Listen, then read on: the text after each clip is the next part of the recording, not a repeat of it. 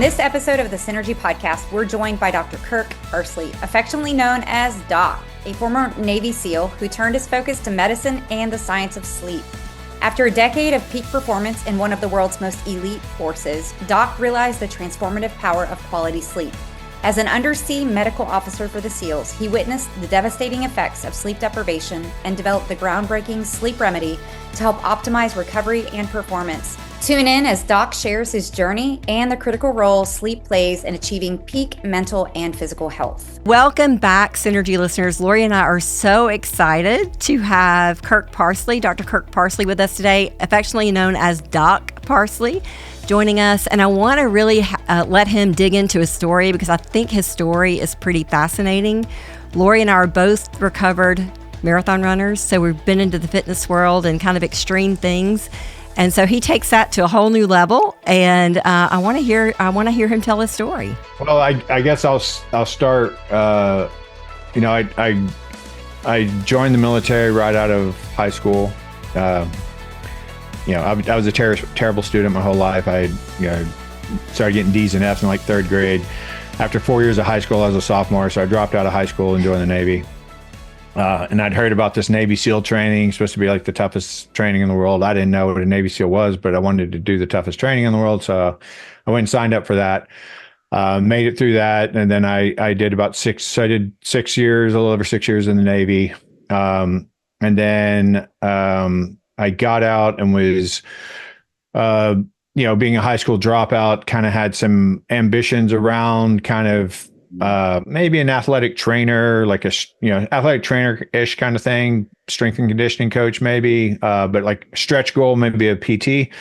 And so I started volunteering at San Diego Sports Medicine Center to get my volunteer hours, because you need 2,000 volunteer hours to apply to PT school, which is the craziest thing I've ever heard of. And then they hired me pretty quickly. And after about 6 months there, like they hired me as a PT assistant or a PT aide. And after about 6 months there, I decided I didn't really want to be a PT. And I worked with a bunch of, and this was like a healthcare mecca. It had every kind of healthcare professional you could think of. And I worked with a bunch of doctors who were about my age, because I'd been in the military. So they're maybe 2 or 3 years older than me. And they were like, "Oh, you go to medical school." And I was like, "Yeah, we're like pump the brakes there, Sparky." I didn't even graduate high school. Like I'm in junior college, right? Long story around that, but eventually they kind of talked me into thinking that was possible. And so I tried to get into medical school. And when I took the MCATs and had all my coursework done, before the internet was a big thing, I had to go down to the bookstore and pull out the Kaplan review book. Right. Well, I'm competitive for. And that's when I found out that the military had their own medical school. And I was like, wow, like I didn't know that. Idea. And I was already married. I already had a kid. I had another kid on the way. So it's kind of a no-brainer. They're going to pay you to go to medical school instead of the other way around. And I figured I'd get back to the SEAL teams and be able to give back to that community, which, was instrumental in shaping me as a man and as an adult. My only experience with medicine was as an athlete or a SEAL. And so it was all pretty much orthopedics, like sports medicine injuries. Right. And so that's really all I thought medicine was. And so when I went to medical school, I thought I was going to be an orthopedic surgeon or maybe a sports medicine doctor. I don't know, something like that. And, when medical schools, shaped everything, I did my rotations, really liked ortho and was shaping everything towards that. But the way the military works is you do your first year of residency, and then they make you go out into the fleet and be a general practitioner for a couple of years. And then you can come back and finish, I guess, partially to test, your commitment to that, right, but also so that they have general practitioners, or everyone would just specialize and stay in the hospitals. So, so I did that and went back to the SEAL teams. I worked at San Diego Sports Medicine Center the whole time I was in college, which was 6 years, because I had to do 2 years of junior college just to qualify for college. And then of course like I said, I really shaped all my medical school training towards ortho. And I get to the SEAL teams and it's a bureaucratic funding organization, right? So it takes about 10 years to get the money for a project that they approve. And so they had just gotten the money to build the very first sports medicine facility the SEAL teams had ever had. And Wow. I like coincidentally the exact same month that I transferred. Talk about timing, right? And I was like, and they were like, well, you're perfect. You should supervise the build out of this clinic. And I'm like, yeah, I am perfect for this. This would be great. And then of course we had to we hired our first physical therapist and our first trainer and strength and conditioning coaches and nutritionist and all this. And I supervised the build out, like the physical build out and equipment purchase. And I, helped hire all these, professionals, and we had great people. I mean, we had people from professional sports teams, from the Olympic Training Center, from D1 colleges, we creme de la creme. And then I worked with a Navy hospital to bring rounds through. So I had like pain rounds coming through and ortho rounds coming through. We had a chiropractor coming through. We had acupuncture coming through. So then I was the dumbest guy around, right? I was this guy with 1 year of residency training, and I'm supposed to be, running this facility. And so when you're in the military and you're the dumbest guy around, they put you in charge and say, you're a leader now. So before. Yeah. So they're like, you supervise all these people. And I'm like, okay, I don't really know what that means, but like everybody there knew their job way better than I did. So I'm like, okay, so I had an office inside this center, but I didn't truly have a job. And SEALs are a lot like professional athletes in that the worst possible outcome they can think of is for you to put them on the bench, right? To get them out of their job is the worst thing that can happen to them. And so they usually don't tell their doctors anything. They lie about everything. There's mandatory, checkups and physicals, and they just go in there and go, everything's great, man. Not a single problem, right? No. And then they spend money out of their pocket and they'll go find a doctor in town to treat whatever problem they're actually having. And so because I'd been a SEAL and I'd been a SEAL recently enough to where there are a lot of SEALs there that I trained with and deployed with, and obviously had a good enough reputation where the guys trusted me. And so guys started coming in my office and closing the door behind them and say, hey, let me tell you what's really going on with me. And, I can elaborate for your audience if you want, but for y'all, I know you'll understand it. They looked like 55 to 65-year-old men with metabolic syndrome. Right. But they were what? How old were they? That's what their labs looked like. And they were 28 to 36. And they had 6-pack abs and they're ripped. But you look at their labs, every marker, and, because I had no idea. Like they came in and they said, my motivation sucks. My sex drive sucks. My concentration sucks. My mood control sucks. I'm getting fatter. I'm getting weaker. I'm doing everything the nutritionist says. I'm doing everything the strength and conditioning coach says, and I'm getting fatter. I'm getting weaker. I'm getting slower. I can't remember things. I can't concentrate. Interestingly, they never complained about sleep, because part of SEAL training is a week without sleep, right? So our community is like, sleep's a luxury, right?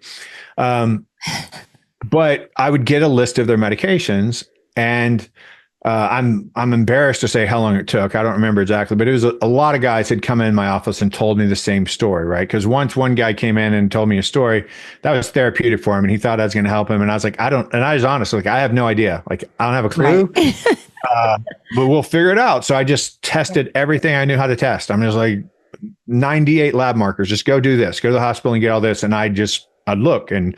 Of course, everything anabolic was low, everything catabolic was high, inflammation was high, oxidation was high, insulin sensitivity sucked. And I still didn't really have a solution. I was thinking, I'd heard about this adrenal fatigue thing, right? Because this is 8 years of combat for these guys. I'm like, well, maybe it's like that shell shock thing or combat fatigue you've heard about from other wars. And it seemed like people are kind of blaming that on adrenal fatigue now. So I started looking into that and trying to do, whatever that combination tended to be, essentially what Cortef tapers and IV Myers cocktails and, things like that. Of course there was a little response, but it wasn't anything to write home about. So Doc, can you time out for a minute?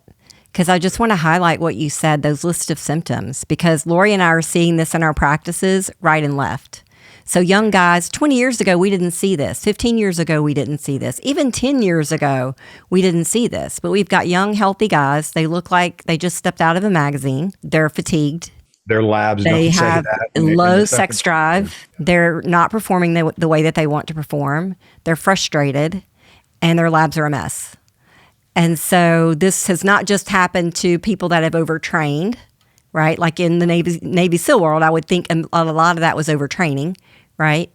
But this is happening in just mainstream day-to-day people that are just not able to compensate anymore. Right. And I Right. even think post-COVID, we're seeing more and more business owners that Right. are this way too. So Mhm. this common denominator of these overachievers, high performance. Yeah, I mean, my private clients now are, run all over the spectrum. Most of them are entrepreneurs and C-suite kind of guys, Right. I still treat a lot of SEALs. I still work with SEALs when they're getting out of the military to kind of help them recover from their career. Out of a lack of imagination, I called it the SEAL syndrome. It's been it was then taken over by some researchers in San Diego and they studied all the findings that I was claiming, which the military was laughing me out of the room when I was telling them that I thought these problems had to do with sleep and lifestyle issues. But some researchers got in there and they validated all this, and they've dubbed it the operator syndrome now, and they apply it, to broader audience, obviously. And, there's books on it now and journal articles, and it's a thing now, it's a thing. But it's basically premature aging, right? It's premature poor aging. So premature, like metabolic syndrome kind of things. And like I said, embarrassed to admit how long it took me to catch on that. It seemed like a lot of people told me they were taking Ambien when I was getting their drug list, and when I went to medical school, I didn't have any classes on sleep. I had pharmacology. I knew Ambien was a GABA analog. I didn't really know what the hell that meant, but I knew, bound to a GABA receptor. I didn't know how that affected sleep or anything. So I had to learn a lot about sleep. But once I figured out, because of course, y'all know this, but for anyone in your audience doesn't know this, when the FDA applies for a patent, they do the research, they own the research, and or when the pharmaceutical applies to the FDA, I should say, they do the research, they own the research, and they give the FDA what they want to give them, and they don't give them what they don't want to give them, right, unless they get sued, right? And then when they get sued, they have to show everything. And so they had been sued. The Z drug companies were getting sued, and then I got to see what the real research was on it. So that was beneficial because that happened the year before this started. So once I learned enough about sleep and learned enough about Ambien, and the SEALs were also drinking alcohol before bed, like as a sleep aid, very common doing those two together. And then once I started learning about, the different stages of sleep and what happens during the different stages of sleep, I was like, every single symptom they're telling me about could be explained by this, right? Mm-hmm. Because Ambien destroys REM sleep, right? 80% of REM sleep's gone with Ambien, 20% of deep sleep. Alcohol does the opposite. So when you take Ambien with alcohol, you get no sleep. And in fact, that's what I saw when I sent the SEALs in to get sleep studies. And again, they weren't complaining about sleep. Like, this was just life. It's like, hey, I wake up at 4, I can't go back to sleep. I just come in and work out and try to get tired that day and go home and go to sleep earlier that night. They've been doing it for 5 years, hasn't worked yet, but they're SEALs. They're going to keep putting their head down and running harder and figuring out how to do it better. And so, I said, well, every single symptom, like I didn't think every single symptom would resolve, but I thought every single symptom they have could be correlated to this poor sleep thing. I'd have them do sleep studies. Their sleep studies came back 99.9% stage 2 sleep. So no deep sleep, no REM sleep. Now, y'all have been practiced long enough to know how much BS there is in the medical literature, but academics would tell you that those guys would die, right? You can't survive that. You can't survive that way. Yes. They've been doing it for, 5-10 years. So it's like, you can survive. I don't know how, but you can. And so, I finally, I talked to a bunch of, by the time I kind of figured out what I thought was going on, I probably already had 100, 150 guys depending on me to help them. And so I said, well, I really think the sleep is going to be a big component of it, right? And there's a ton of resistance to that, because sleep is for I'm the sure. weak. You get you sleep when you're dead, like that. It's kind of like trying to tell a runner not to run. Right, something like that, right? And and so I talked them into trying, and of course I couldn't just take their Ambien away and say suck it up. I had to give them something else, and so I went to like very traditional things like Cochrane database, PubMed stuff, and I was like, what supplements have been proven to help with sleep? And then I was learning a lot about sleep and what happens when you sleep, so I could figure out why those supplements work. It makes sense, and so I had the combination of supplements that I wanted to put. Like I didn't do anything herbal or botanical because I don't know anything about that. Like I can't evaluate that stuff. So, there's no, lemongrass or, whatever the things, kava root, those types of, I didn't. So it's just, things that are ordinarily in your body. Like what can we do with those? And so with the help of the SEALs, I just said, hey, we're going to try all these, it's like 6 ingredients. Like we're just going to try to figure out how much of each of this to take. And we figured it out. And then that was they call it doc. So in the military, anybody who has any medical training, like 2 weeks of corpsman school up to, 16 years as a neurosurgeon, you're just doc. Everybody's doc. You're all on par. So they call it Doc Parsley sleep remedy, or sleep cocktail is what they called it. And I gave them, that was their handout, and they would just go buy it all and, quit taking the Ambien. Some guys were super, super addicted to it. So I'd have their Ambien converted to a serum, and then so I could titrate it down, 1 milligram a week, essentially. But I got all these guys off of Ambien, and I was giving them like some, pregnenolone and DHEA, just kind of a, support for the daytime. And I was giving them zinc citrate as a mild aromatase inhibitor. Mm-hmm. But the primary thing I was doing was getting them to sleep better. And I'm not exaggerating. These guys, total and free testosterone were tripling and quadrupling, because I had 28-year-old guys in great shape coming in my office with a, total testosterone of 252 and 253, and endocrinology is like, you're good. Like 250 is the cutoff, so you're good, right? Yeah. And so, once I got them to sleep, it worked way, way better than I thought it would. I mean, I thought I was going to get like a 30% solution, but it's probably like an 80% solution for 80% of the guys. And of course, once their anabolic markers went up and catabolic markers went down, and oxidation went down and inflammation went down and insulin sensitivity like increased, I had 45-year-old SEALs, setting records and things they've been doing their whole lives. And they're like, it's not a record for my 40s. It's a record for my life. It's the fastest I've ever run that, or fastest I've ever done this optical course, or the most weight I've ever lifted, and all this other stuff. So, so I was sold. And then I had to convince the leadership that this was a problem. And like I said, can I say something real quickly? Some of the things that you did, we need this in medicine. You were a listener.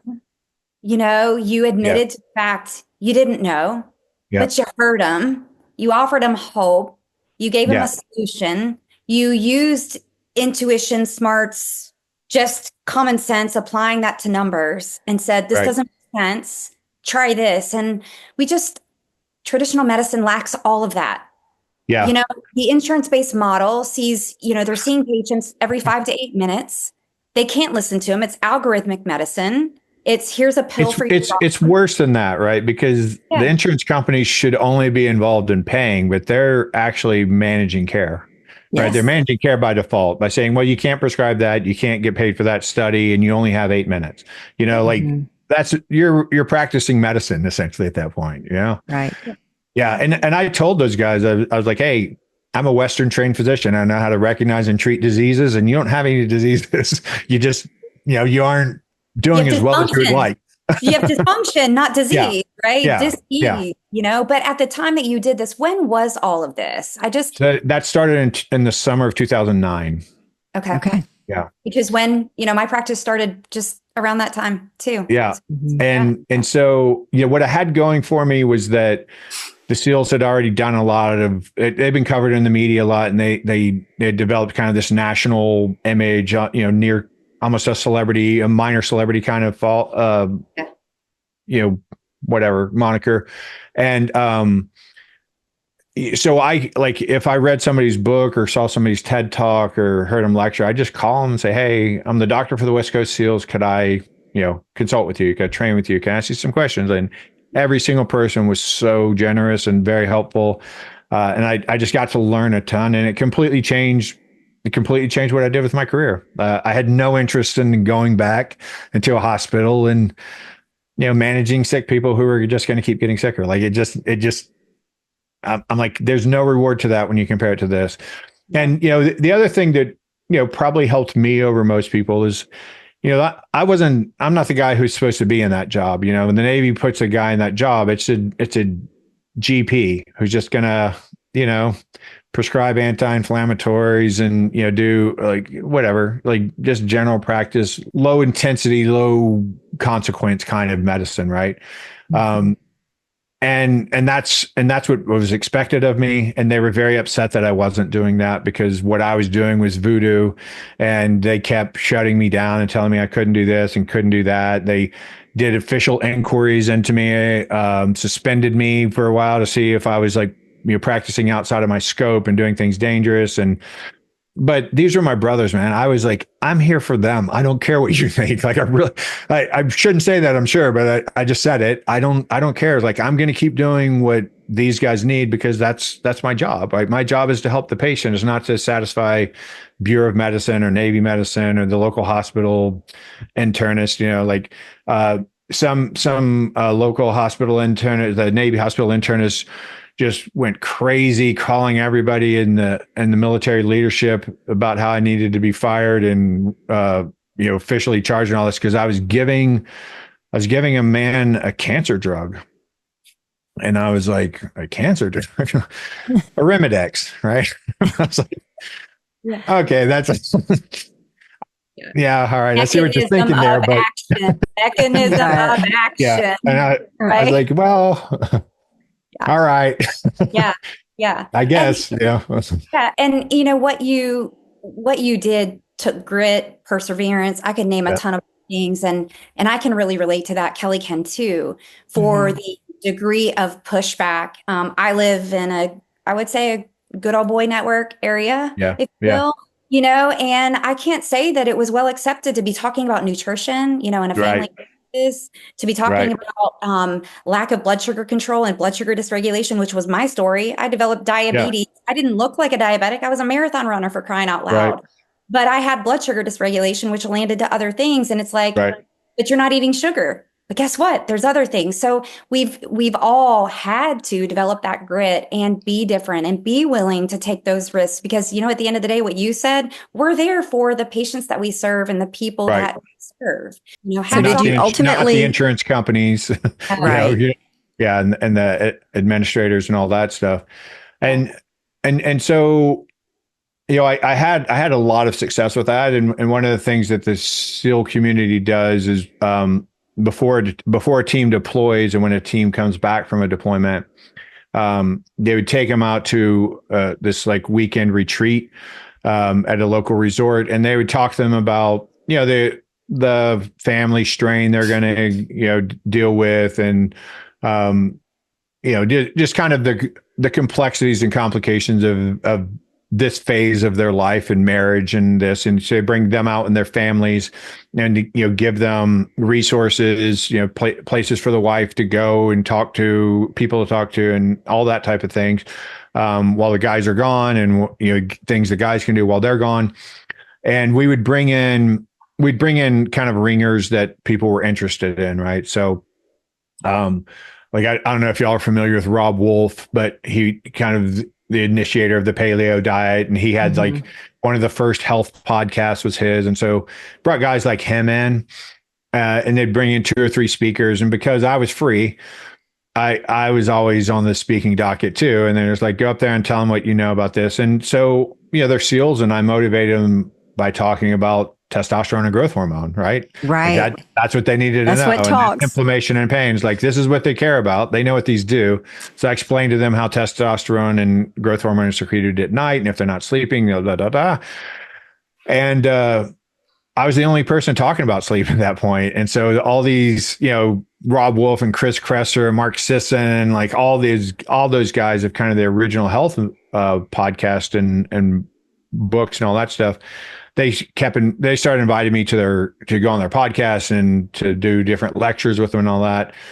And then I just got dubbed the sleep guy, and then, and so now like I do lifestyle medicine, and sleep's a big component of that, right? But I counsel in sleep and exercise and nutrition and stress mitigation. And then, I do hormones and peptides and all that stuff on top of that, and hyperbarics. I have a lot of training in hyperbarics and even psychedelics. I don't prescribe them, or so to say, but I don't administer them, but I have resources that I send guys to. So I kind of like, I kind of do everything to kind of keep people healthy. A healthy lifestyle and optimizing health and performance is what I do. But what I'm best known for is sleep. So yes, that's how it all panned out. So for our listeners, let's talk about sleep and sleep stages.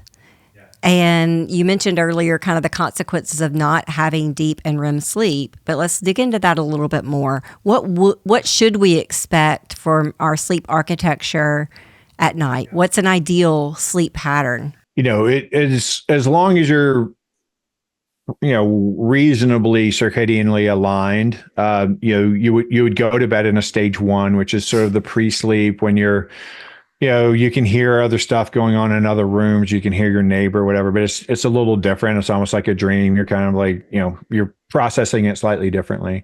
Before I start all that, one of the questions I ask at my lectures, just because I find it entertaining, as I say, who in the audience here can define sleep for me, right? And never. I've been giving this. I've been lecturing for 15 years. I've never had anyone do it, and I find that fascinating. Like, I really do. And I couldn't have defined it, before I really dove into this myself, right? And I was just like, something every person on the planet does every day, and nobody can define it. That's kind of ironic, right? Right. So anyway, the point of saying that is, like, the truest definition of being asleep is lack of being awake, right? Which is rhetorical. But that's really what it is. And it's basically like, it's an equal, it's equally as important as your waking hours. And the best way to define it is just like kind of the opposite of being awake, because it's hard to define something you don't really have a subjective experience of, right? And even if you could define it well, who could validate it? Because you don't really have a subjective experience of it. So what it really is like all of your interaction with the world, right? Your cerebral cortex, that that part of our brain that makes us so smart, like all of our motor function, all of our sensory, and that all kind of gets turned off. It still works, but it gets quietened down, and we don't pay attention to it. And that allows the brain to do other things because it's not involved with processing our environment. So the first thing that happens is you start processing your environment slightly less. So, the sounds kind of, the lights, and just kind of quit paying attention in the same way. Then you go into actual stage 2 sleep, where your sensory is really no longer active. You're not processing sensory, so to speak. Of course, you are at a small level, which is why somebody can make a loud noise and wake you up, or, turn on the light and wake you up, or shake you and wake you up. So it's still working. It's just, you lower the resting potential of those cells, and it makes it that much harder for them to fire. And then that allows your brain to start doing other things. And it's, we now know, we didn't know about this when I started, but we now know about the glymphatic system. So you're flushing out waste, and then, you're recalibrating neurotransmitters for the brain itself. And then your brain is starting to do all kinds of amazing things. So when you go into stage 2, that stuff, the chemical, the biochemical changes in order for all those processes to happen starts. And then you drop down into deep sleep, and deep sleep is where, your thalamus and hypothalamus are processing what's in your blood and trying to figure out what do we need more of, what do we need less of. And then your pituitary is reacting to all of that. And so you're recalibrating all your hormones, and then you're secreting luteinizing hormone and FSH, and, HCTH if you needed that, which would be, very rare, of course, but, thyroid function, everything is being adjusted and measured. Like I said, the lymphatics is flushing out waste products. And then these hormone changes are allowing the neurotransmitters in your brain to do different things, which is primarily restoring and regenerating themselves, right? To get rid of the waste products, but also to put the proper neurotransmitters where they need to be, improve concentrations of things, flush out adenosine. Obviously, adenosine is the kind of the byproduct of ATP consumption. So you build that adenosine back up into ATP and you're re-energizing the brain. You're getting the brain ready for tomorrow, really. So the whole point of going to sleep tonight is to repair essentially from today, right? So like I'm depleting things, I'm kind of damaging things. If I've worked out, if I've run, like I've tweaked muscles and tendons and ligaments. So my brain and body are like, when I go to sleep, they're repairing and then it's preparing for tomorrow, right? Because I'm using today is the template for what I did to anticipate what I'm going to do tomorrow, right? And so if I ran today and I hurt my muscle or my muscles, exhausted at this phase, well, when my brain and body start repairing that, it's going to repair it in a way that tomorrow I can run as far as I did today with a little less damage, right? That's the whole idea. Mm-hmm. And if we could do that perfectly, right? If we could go to bed every night and repair and prepare, recover 100%, we would never age. By definition, we'd wake up exactly the same every day. And obviously when we're young, we do, right? When we're kids, we wake up better. Amazing. Taller Amazing. And smarter and, right? And then 20 to 25-ish, kind of that all kind of plateaus. And then you start going the other direction and you're repairing 99.99999% or something. But that's given 8 hours. And this is the interesting thing I find. It takes 8 hours to recover from being awake 16 hours, period. It just does. You can wish that away all you want to, but it's true. And so when you deliberately, by choice, and we're the only animal on this planet that deliberately sleep deprives itself, but when you by choice say, I'm going to sleep 6 hours instead of 8 hours, you're choosing to age 25% faster. That's just all there's to it. Yes. There's no getting around that. So anyway, I'll get back to the stages. So you go into deep sleep, a lot of hormonal regulation. I like to point out that fight or flight is the maximum adrenalized hormones, right? Maximal sympathetic tone, cortisol, epinephrine, norepinephrine, right? All of that's maximized during stress, hyper stress situations. The absolute minimum stress hormones you will ever have is during deep sleep, slow wave sleep cycles, okay? Stress hormones are catabolic, and testosterone, growth hormone, DHEA, like all of these things, DHT, all these are anabolic. So the most anabolic period of any 24 hours is deep sleep, because you have to have the lowest amount of stress hormones as well as having the highest amount of anabolic hormones, which are all being produced while you're in deep sleep. And so then you travel across time in deep sleep. You kind of stair step back from 4 to 3 to 2, transition up and go into REM, which is actually going past wakefulness. And then you do a little bit of REM. And that would complete one sleep cycle. And a sleep cycle is 90 to 120 minutes. And then the next sleep cycle, well, the first sleep cycle is like 80 to 90% deep sleep.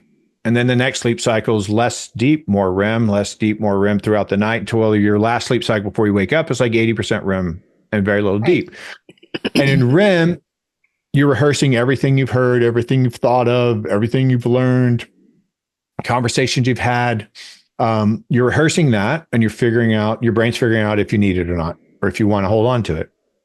And if it does want to hold on to it, then it forms connections to other pieces of information, different regions of the brain that would be similarly affected by that thought.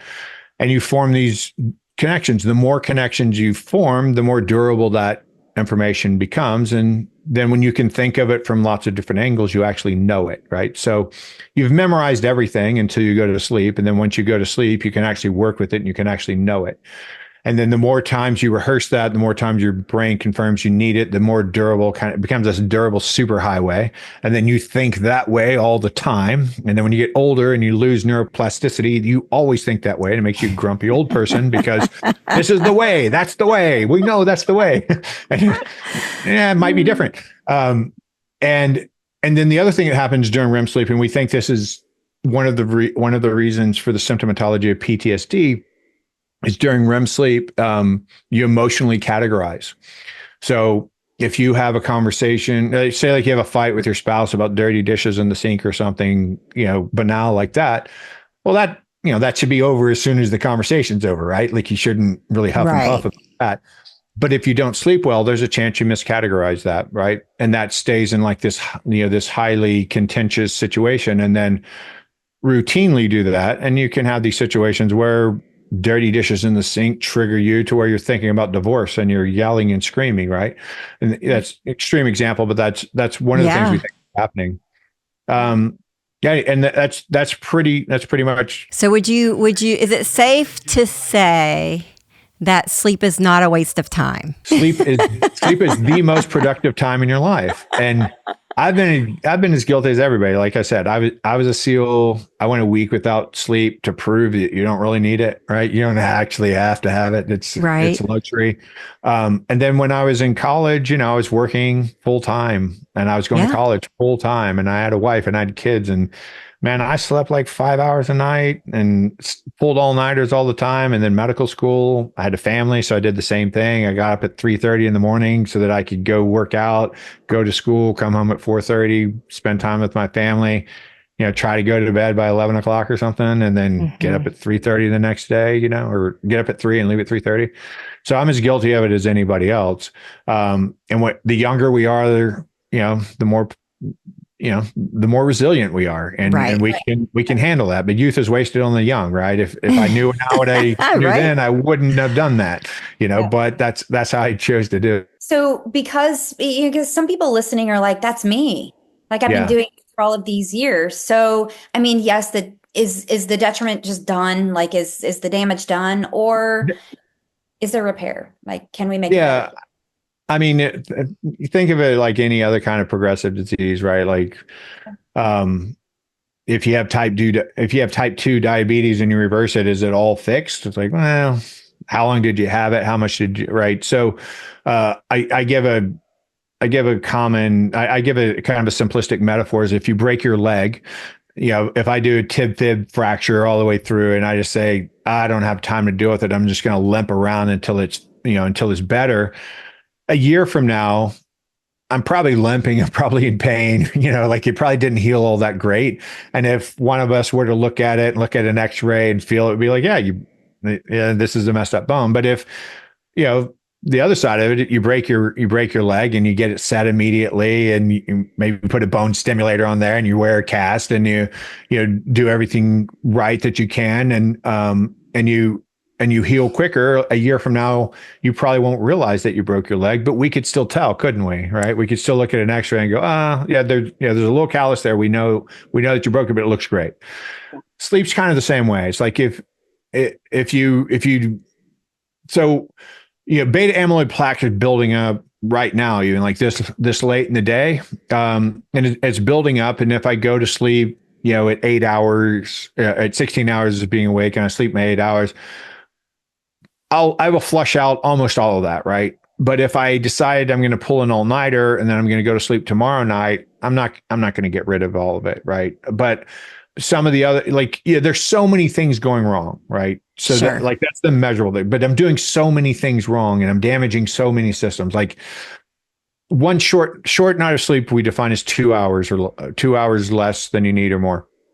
So 6 hours instead of 8 hours. One night decreases testosterone 30%. One night decreases insulin sensitivity by 30%.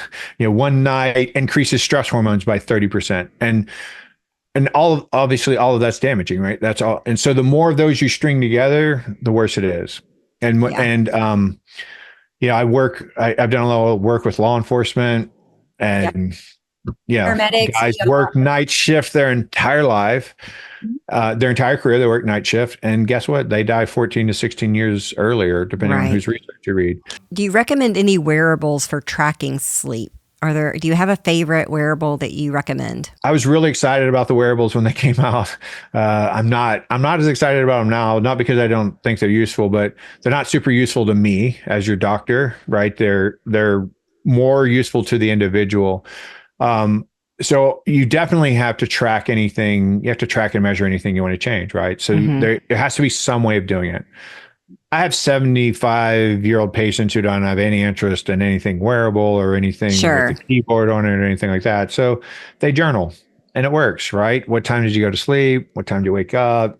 Do you feel like you slept good? Did you wake up a lot? Did you get up and pee a lot? Like you just kind of do that. And then before you go to bed that night, how did you feel today? Were you tired? Did you feel your kind of, and then you figure out kind of, the pattern from there. Wearables are obviously more accurate. But wearables are not nearly as accurate as they portray themselves to be, right? Sure. So because it's an algorithm, it's working off of an artificial ideal. And so people will come to me like, I can't get 100% on my sleep score. Like, right. You're not supposed to. That might not be right for you. It's like, well, your perfect night's sleep might be an 80, right? And, right. And you could even have a worse night's sleep that's maybe a 90. So it's a useful tool as long as you're not using it as the end all be all, right? As long as you're not saying, as long as it's not stressing you out even more. Yeah. Right. And a ton of people do. Like a ton of people, like, I don't think I got enough deep sleep. Like my REM sleep was this and my deep sleep. And it's like, I can't do anything about that. Neither can anybody else. Like all we can do is improve your sleep to where you're getting the best sleep you can possibly get. And that ratio is going to be what it's going to be. There's nothing I can say or do that's going to be, get more REM and do this and you'll get more deep. It doesn't work that way. So what about the difference between fitness and performance? Can we dig into that a little bit? Sure. Well, so for me, performance encapsulates everything, right? So we all have we all have a vision of what our ideal life would be, right? Like if you gave me a magic wand, what would things look like today? What would things look like a year from now, 5 years from now, 10 years from now? So if I want to move in a meaningful way towards the life that I feel like would bring me the most fulfillment and happiness, anything that I can do that moves me towards that is performance, right? So if you want to, if say like a lot of my clients are entrepreneurs, right? And they built and sold a big business, they want to build another business. So anything that helps them build another business, anything that helps them in the boardroom, helps their decision making, helps their problem solving, helps their planning, any of that, that's a performance. That's performance. Tool. Right. Being able to have enough energy to get out of bed and go to work and do the things you need to do and not be miserably dragging yourself along through the day. That's performance. And then of course there's athletic stuff. There's guys that want to be stronger. They have very specific goals. They're athletes. They want to reach things. There's people who want to be more enduring. I have ultra marathoners, and anything that you want to get better at, being a better communicator, that's a performance goal that requires cognition, primarily prefrontal cortex. The most impacted region of your brain is the prefrontal cortex. When you don't get enough sleep, your body compensates by releasing stress hormones because stress hormones keep you alert in proportion to your environment. You're depressed, like your physiology is depressed. The stress hormones ramp you up in a catabolic way. So it's costly to do this, but it ramps you up. Unfortunately, anybody who's been in fight or flight knows you don't think when you're in fight or flight. It's 100% reactive. And so the closer you get to fight or flight, the less you think. And so you impair the prefrontal cortex, just your ability to, obviously the purpose of that is like the simulator. We can think about things we want to do and plan and figure out if that's a good idea or not. We can change our ideas. We can solve high level problems. We can put things together in a unique way. But more importantly, we communicate with our prefrontal cortex. And so what you think my expression means might be different than what you think my words mean. And that is incredibly impaired with just a little bit of sleep deprivation. One night of short sleep, and you take a couple and you give one of them one night of short sleep. The other one sleeps 8 hours, one sleeps 6 hours, one of them sleeps 8 hours. And then you ask them at the end of the day, how did they think their partner was? They both think that the other one was off, because the sleep deprived one thinks that the other one's off because they're sleep deprived. And then the sleep deprived one is actually off. So the person who's not sleep deprived thinks they're on. Right? So discord. Right. And, that emotional categorization and things. And so it's a huge issue, where, and I tell people, there's activity, which is just like the baseline of being human, right? The more activity you do, the less exercise you need to do, unless you have a performance goal, right? So for millennia, people didn't get up and say, I'm going to go run 20 miles, right? They got up and they walked to where they're going. They foraged, they hunted, they sprinted to catch things or not to get killed. They jumped on things, they carried things. like that's enough if you're doing enough of that. We don't live in a world where that's realistic, but we can get there, like mow your own lawn, wash your own car, clean your own house, take the stairs, park at the back of the parking lot, all those simple things. Right. That's activity. You should always do activity. If you're sleep deprived, that's all you should do is activity. You shouldn't exercise. So as I said earlier, like if I go into the gym today and I work out for an hour, and if I do anything worth doing, I'm weaker when I leave the gym than I was when I walked into the gym. Yes. When I go to sleep tonight, my brain and body work together to repair that muscle to say, well, we want to be able to do that tomorrow without damaging the muscle so much. So I'm going to build it back in a little stronger way. And so that's how I progressively get stronger. Well, if I don't recover 100%, why am I going to go to the gym and damage myself even more? Because now I have 2 nights worth of work to do in one night, and that's not going to work. And you string a bunch of those. If you did that intermittently, no big deal. Like once or twice a month, you don't get enough sleep and you still go to the gym, fine. But if you're somebody who's sleeping 6 hours a night, 4 to 6 hours a night on average, like every night, you should not be exercising because you're not going to recover. You should be active, because that obviously there's all sorts of physiologic benefits. We need to express GLUT4, AMPK, like mTOR, all that needs to be activated by activity, just contractions of muscles. And it doesn't have to be intense, doesn't have to be goal oriented, but just doing activity. And then we can, obviously we can maintain health and body composition as long as we're eating a nutritionally reasonable amount of calories and nutritionally dense foods and controlling your stress hormones and all that other stuff. So, but I say exercise is activity with a goal, right? So it's like, I'm going to ride this bike really fast, or I'm going to run, or I'm going to lift these weights because I have a goal of getting stronger or more enduring or faster or whatever. And then that becomes a performance tool. So exercise is a performance tool. Activity is a longevity and life tool, and health, just generalized health tool. I love it. Performance is whatever you're aiming for. We could spend all day talking about this because we've only just tipped the iceberg of sleep, right? And there's so many other components to health that make life worth living. I would absolutely love to have you back and talk about PTSD and psychedelics, because I do think there's a lot to be talked about there, and there aren't many people talking about it. There's so much there. That's one of the most fascinating things. It really is. It really is. There's some really fascinating things going on in medicine right now in our world that's kind of outside of, there's a lot of fascinating peptides. Hyperbarics is a really fascinating tool. Sure. But psychedelics, nothing touches it. I just think more people than we recognize. I mean, we think about military. My husband's retired military. He struggled with PTSD. We think about that category of people having PTSD, but I think more people have reactive patterns that are PTSD based than we ever knew. And I do think having more tools in our toolbox to help them settle that, be able to get out of fight or flight and repair their body is huge. And I do think psychedelics can play a part in that. I don't think it's the only thing, but I think it's a huge role. And I think another conversation would be amazing. Yeah, that's an area I'm very passionate about. And that started with the SEAL patient as well. A couple of SEAL patients, and it was something that I completely poo-pooed, and I was like, that's just people getting high, Right. But man, there's some fascinating truths about psychedelics, and I'd be happy to come back and talk about that anytime.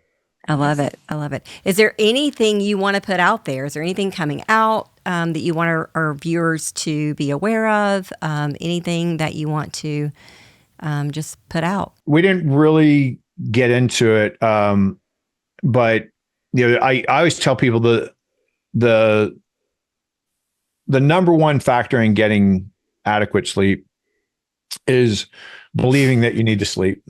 And most people don't. And most people, after they listen to this, they'll be like,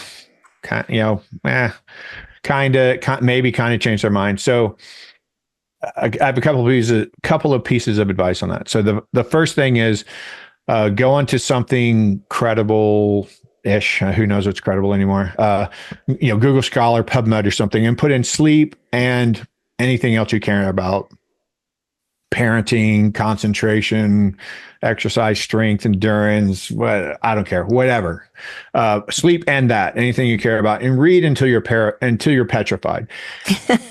Like sleep is not contentious like nutritional medicine. Right. It's like Yeah, everybody agrees. Everybody It's like needs all it. the research Yes. says the same thing. Like you're going to die sooner and you're going to be weaker and worse while you're alive. Like that's all there's to it. And so once you convince yourself of that, now you're going to be stressed out. And the number one reason, apart from not believing that you need sleep, the number one reason that people who actually are trying to sleep more can't sleep is because they have too much stress. Yeah. And their stress hormones are too high. And as I told you, deep sleep is the lowest stress hormones you will ever have in any 24-hour period. So about 30 to 45 minutes after you go to sleep, you need to have the lowest stress hormones you've had in 24 hours. If you're stressed out, it doesn't work that way, right? And so, so I have, I mean, it would take me probably 30 to 45 minutes to explain it, but I have a worksheet on that I know my team sent you guys a link to.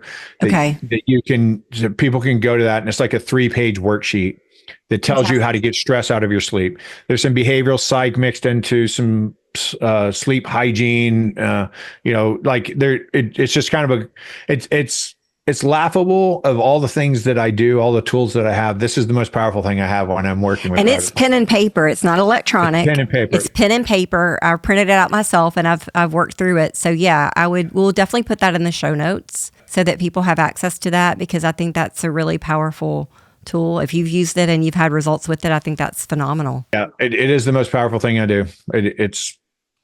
It's kind of embarrassing that that's true, but it makes me think I need to step up my game in other areas. But I'm like, this simple little worksheet, like this is the most powerful thing I have. Because, and the reason I say it's the most powerful, because it won't just help you sleep now, but because of the understanding that you develop about why stress is wrong and how to get rid of stress. Like once you understand that, you can't ever go back. You can't ever not understand that. And then it's just a choice. And as long as you want to sleep, you'll be able to sleep. As long as you prioritize it, you'll be able to do it. But it takes 3 to 4 weeks to like really kind of get your mind shift in there. But once that clicks, you'll be like, oh, I got it. Like never have a problem again. What I hear you saying is that it has to become a non-negotiable. It does have to become a non-negotiable, of course. Yeah. And I think that in the world in which we live in right now, I think that there are so many things that are distracting, right? You got to get this done, you got to do that, you got to meet this deadline. And at the end of the day, for what? And so I can't wait to work through it. I can't wait to share it with clients and our viewers. And I want to thank you. I think that you have really led the charge in a way, on so many fronts. You're brave, you're brave, courageous. We need more providers of care out there, just like you. We really do. And I stay strong, from one set of providers, stay strong. Yeah. And we get that right back, right? Yeah. We all got to stick together because we're not what the system rewards. That's for sure. Right. We're what the patient needs, but not what the system wants.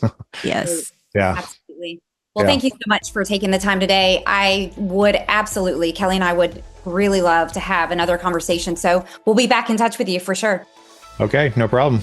We'll do it. Thank you. The Synergee podcast is for general informational purposes only and does not constitute the practice of medicine, nursing, or other professional healthcare services, including the giving of medical advice, and no doctor-patient relationship is formed. The content of this podcast is not intended to be a substitute for professional medical advice, diagnosis, or treatment. Users should not disregard or delay in obtaining medical advice for any medical condition they may have and should seek the assistance of their healthcare professionals for any such conditions.